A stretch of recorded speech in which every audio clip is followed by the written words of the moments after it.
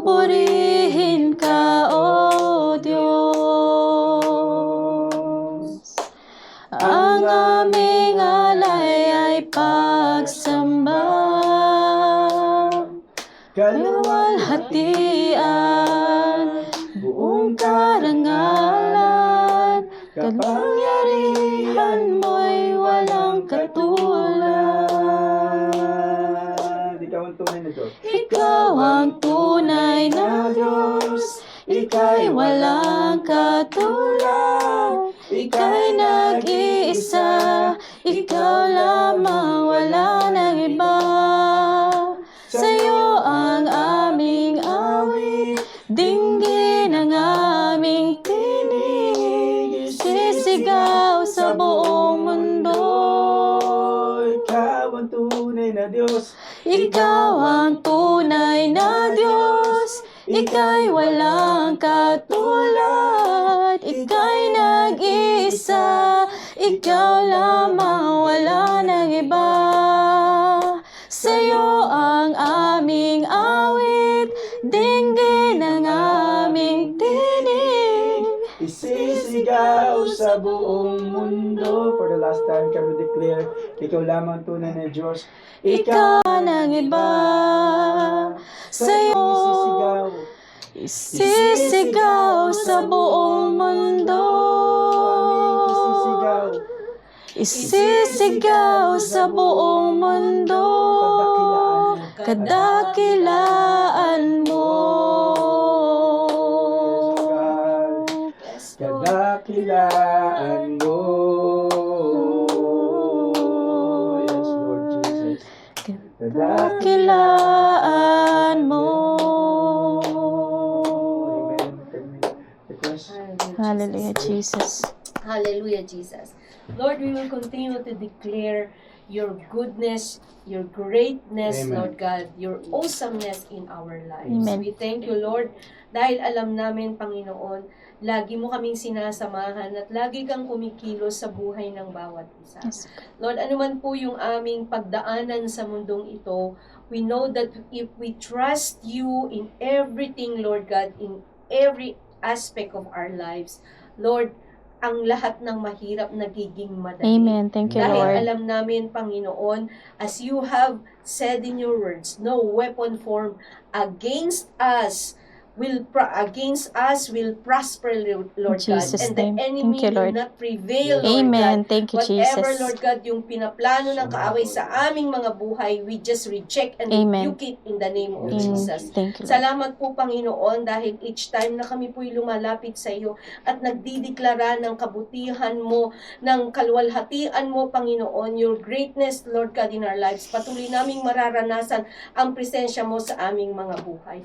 At alam namin, Panginoon, dahil kami nagtitiwala sa iyo, hindi mo kami pababayaan. Amen. Yes, And Lord. as you said, Lord God, in your word, and as we declare, Lord God, that he who dwells in the secret place of the Most High shall abide under the shadow of the Almighty. Amen. We will say of the Lord, you are our refuge, the God in whom we will trust. Lord, salamat po, Panginoon, sa kabutihan mo at sa katotohanan ng iyong salita at ng iyong mga pangako sa aming mga buhay. Salamat, Lord, for everything good and perfect gift comes Amen. from Yes, you Lord. alone. Thank you, Lord. Salamat po, Amen. Panginoon, Amen. because you let us experience Yes, these Jesus. things, oh God, hindi man kami karapat-dapat, pero minarapat mo na maranasan namin ang kagandahan ng buhay na ipinangako Thank you, mo sa Jesus. amin. Thank you We po. thank you, Lord, and we will continue, Lord God, to declare your goodness, your greatness in this Amen. place, Amen. oh God. Amen, At Father. anuman po, Panginoon, yung lugar na aming matatapakan, we just want to release, Lord God,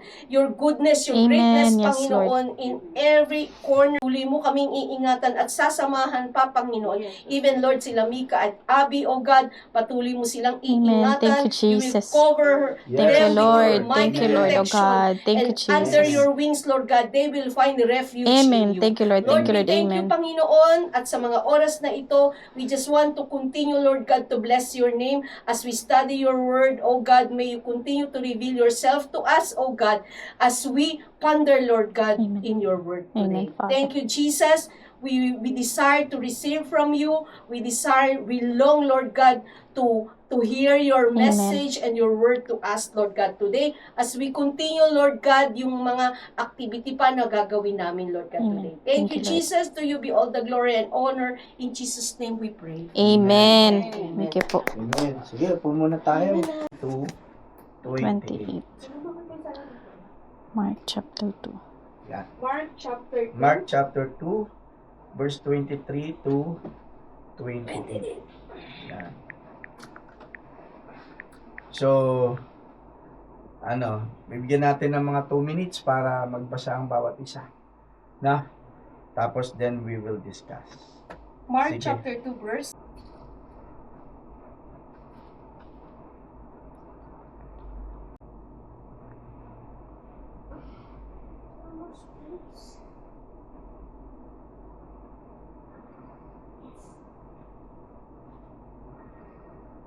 Okay, tapos na?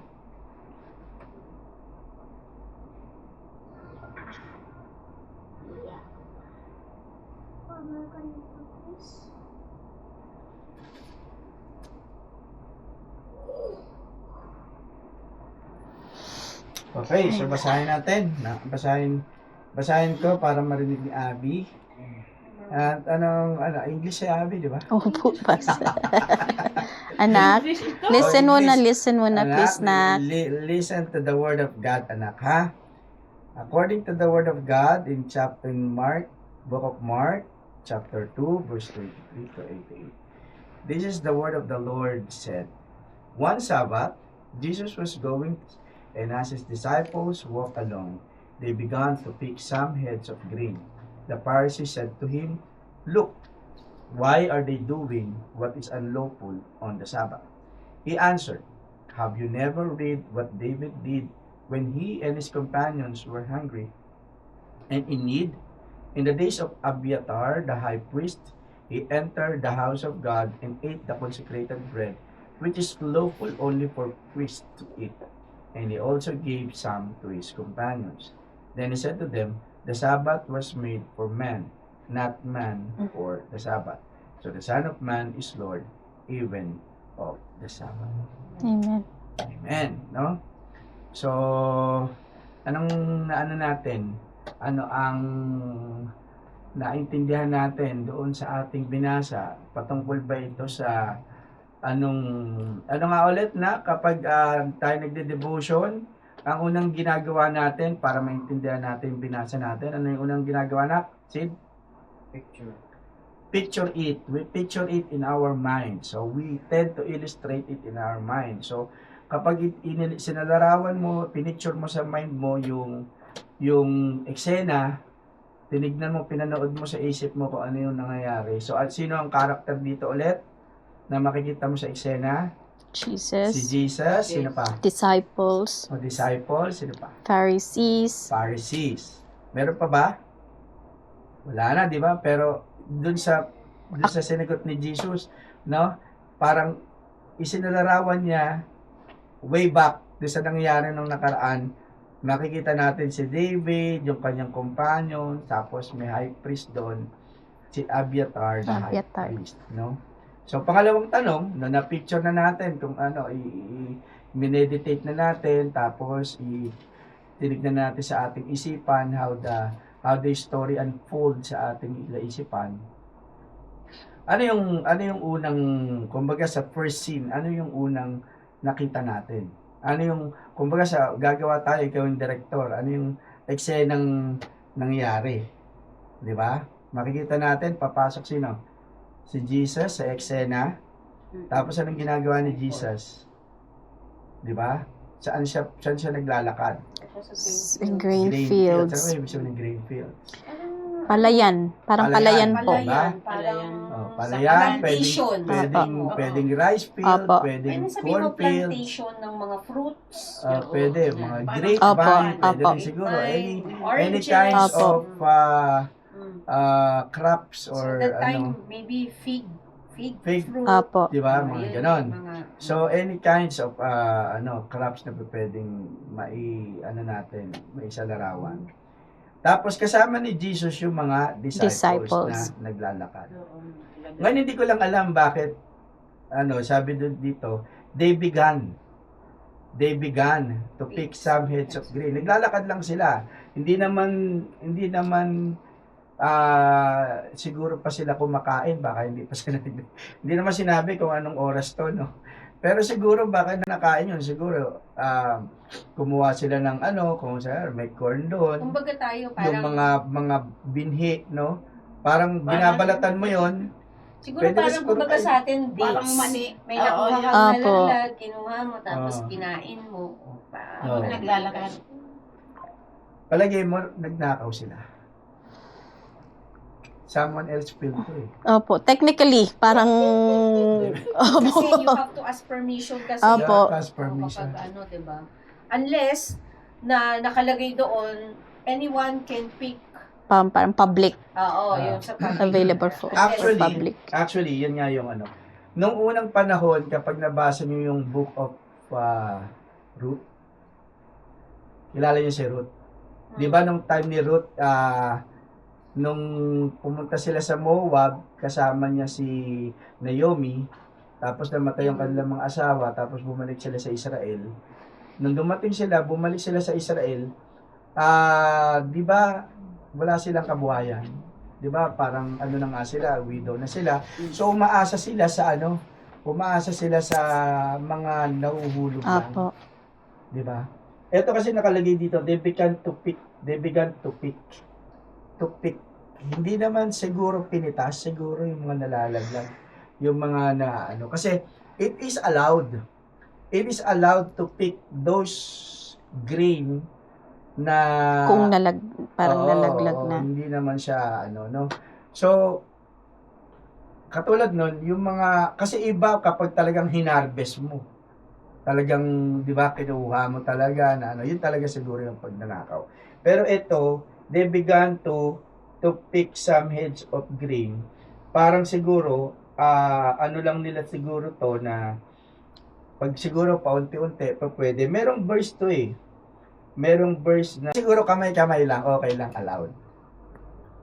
Pero pag gumamit ka na ng sickle, yun, Ibang na. yun na yung Panggapas. paggapas, yun na yung parang nagnanakaw ka na. So basically, pwede naman yun. No? So hindi tayo... Unless maybe you are being allowed to harvest, no? Hindi ka Hired, pwede mag-harvest parang ng sickle, hired. pero yung siguro pumitas-pitas ka lang, o kaya yung mga sinasabi natin na Yung uhulog, mga, nahulog. pwede siguro. Kinukuha lang. So, hindi naman talaga inanon sa kwento kung talagang paano ba nila, namitas ba talaga sila o kumuha. Pick.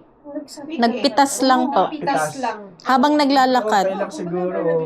Tapos Actually, dito sa nagkukwentuhan, tapos biglang, Di ba kahit nga supermarket, magbibili ka ng grapes, titikman mo muna, ito bang grapes ito? Inaano. Di ba? ang dami ko nga natikman sa Pwede ka, Green Bazaar. di ba? Pwede ka naman. Aba, pwedeng, allowed aba, din, allowed. pwede. Pero kung kukuha ka ng isang bungkus, Yun yung yun ibang na yung ka, di ba? So, dito pwede naman sila, no? Kaya, napakaganda na minsan maintindihan natin, minsan yung may mga allowable things na pwede natin gawin, pero yung mga bagay na hindi pa pwede, yun talaga yung kailangan nating hindi gawin, di ba? Then, siguro yung mga paris talaga, no? Siguro Stricto. minaman-manan, pero mo naglalakad silang sila, talagang nakasunod, they are binabantayan. ang tawag doon sa laging Parang nakasunod, binabantayan paparazzi. Parang fault finder Opo, binabantayan ng kilos. Binabantayan na Opo. nila yung mga ng Panginoong Tinitignan Jesus. nila yung bawat kilos ni Jesus. Kasi Kung ano naiinggit yung na sila eh. pagkakamali. Yun yung Sinisita. Aanuhin nila, ibabato Oo, nila. Iha-highlight. marami na silang nakikita na follower ni Jesus. Hindi sila naniniwala sa Panginoon. No? Kaya tulad nga nung sinabi ko nung simula pa nung pinakilala ni John the Baptist si Jesus na siya yung Messiah. Nagkaroon na sila ng inggit, nagkaroon na sila ng parang kay Jesus na ito day wherein you will trust God for His provision. Kasi hindi ka Hindi lalo na, po. siguro ngayon lalo yung minsan may mga kasamaan tayo na nag-OT sa Friday. Opo. Di ba? So, hindi sila magtatrabaho sa Friday, hindi nila tatanggapin yung OT nila. maglalaan sila ng ano dahil magtatrust sila sa provision ng Panginoon. Di ba? Unless siguro i-require ka, siguro okay lang, talagang hindi maintindihan ng Lord. Pero kung pinipili mo yung trabaho Kesa at hindi ka na nag-worship, mag-worship. that's di ba? Hindi naman natin mako-condemn yung mga kasama natin, pero I hope and I pray na maging priority nila yon. Na ang pagdating ng Sabat, we take time to worship God. We take time to honor God. Kasi honor God Honoring God yun Di ba? Yun yung nirequire ng Panginoon na kaya kayo hindi magtatrabaho kasi para maglaan ng oras para sa Kanya. Di ba? Opo. So, punta na tayo doon, no? Ang binabato ng Pariseo, look, why are they doing what is unlawful on the Sabbath? So, diniscuss natin Sabbath, di ba? Unlawful daw yung ginagawa nila. Ano ba ginagawa nila? Pipik daw po ng grains. Di ba? Kumukuha. So, is it considered as working? Siguro sa paningin ng mga Pariseo. Kasi, Palagay mo yung pagkain ba? Ano? Mga butil-butil pa para sa kanila, Very interesting kita nyo Ito ang sagot ng Panginoon on verse 25. Be answered. Have you never read what David did when he and his companions were hungry? Nagugutom yung mga disciple. Ang tingin ng mga Pariseo, bawal kumain. Kaya ang sagot ng Panginoon, alam ng Lord ang puso nila Di ba? God is an omniscient God. He knows everything. He knows the heart of those Pharisees. Pagbabawalan mo kumain? Actually, hindi naman si Jesus ang kumakain ng mga disciples. Opo. No? Pero dinedepend niya yung mga disciples kasi makita mo ang Panginoon talagang He is not legalistic God. He is not a God who is, alam niya yung needs natin. At kapag tayo sumunod sa Panginoon, alam naman niya yung pangangailangan natin. Di ba dito, ito, kung tao kinokondem ka doon sa ginagawa mo, pero ginagawa mo yun with honoring God, and ginagawa mo yung bagay na yun kasi alam mo na tawag doon, basic needs yun, di ba? With a faith in your heart, maintindihan ka ng Panginoon, ipagtatanggol ka pa nga ng Panginoon. He will vindicate you. Amen. Opo. Di ba? Kahit sino nga magsabi sa'yo, anything that says anything condemning dun sa ginagawa mo, basta alam mo, approve ng Panginoon yun. Hindi mo kailangan mag-depend. Kasi si Lord ang mag-depend. Amen. Totoo po yan. Di ba napakaganda nito? Si Lord ang nag-depend sa mga disciples niya. And gano'n ang ginagawa ng Panginoon. He will defend us. Parang na-share ko kay ate kanina. Thank you, Lord. Apo. Di ba? Sabi niya, have you never read what David did when he and his companions were hungry and in need? In the days of Abiathar the high priest, he entered the house. Sino umenter sa house? Si David. He entered the house of God and ate the consecrated bread, which is lawful only for priests. Actually, hindi naman dapat kinain ni David yung bread na yun kasi para sa mga pari lang yun. Pero kinain niya yun, tapos nagbigay pa sa mga companions. Kinondem ba ng Lord yun? Ay matagal na nangyari yun, di ba? Alam ng Panginoon yun, di ba? Pero binindicate ng Lord si David yung sa ginawa niya. Di ba? Kasi when it comes to our basic needs, di ba? Ako senior ko nung last for studying, the Lord is my shepherd, I shall not be in want. Kapag si Jesus ang mabuting pastol mo, hindi ka na mangangailangan kasi He will provide. Ang mabuting pastol, He will take care of the sheep. He will take care and provide for everything that they need. Amen. Yun yung kabutihan ng pastol, mabuting pastol sa atin na si Jesus. Na hindi tayo kailangan mangamba, hindi tayo mag-worship, hindi tayo kailangan mangamba, kundi mag-worship lang tayo. Turn your worry into worship. Kasi, alam ng Panginoon yung ating pangangailangan. So, unang munang in-address ng Panginoon, alam ko yung pangangailangan ng tao. At hindi ko i-condemn kung ano may ginagawa nyo patungkol sa mga bagay na pangangailangan nyo. and I will provide for you. Di ba? Tapos, pangalawang sabi niya sa verse 27, then, he said to them, eto, inadress niya yung Sabbath. yung Sabat na. Kasi yun ang pinukol sa kanya ng mga Pariseo eh. Amen. Ito na yung sinagot niya. Then he said to them, the Sabbath was made for man, not man for the Sabbath. 28, so the Son of Man is Lord even of the Sabbath. Yung kanina sinasabi mo, i-share mo, yung, yung pagkakasabi ng Panginoon. Made for man. So, ano ibig sabihin nun? Kasi si Jesus ang Si Jesus ang nagsabi dito, di ba? Sige ma. Sige, sumama. Sinabi pa ni Jesus, itinakda ang araw ng pamamahinga para sa kabutihan ng tao. Hindi nilikha ang tao para sa araw ng pamamahinga. Okay. So, ano ibig sabihin na? Ibig sabihin, hindi naman nilikha ang tao para sa araw ng pamamahinga. Pwede rin namang kasi sabi ni Jesus, itinakda niya ang araw.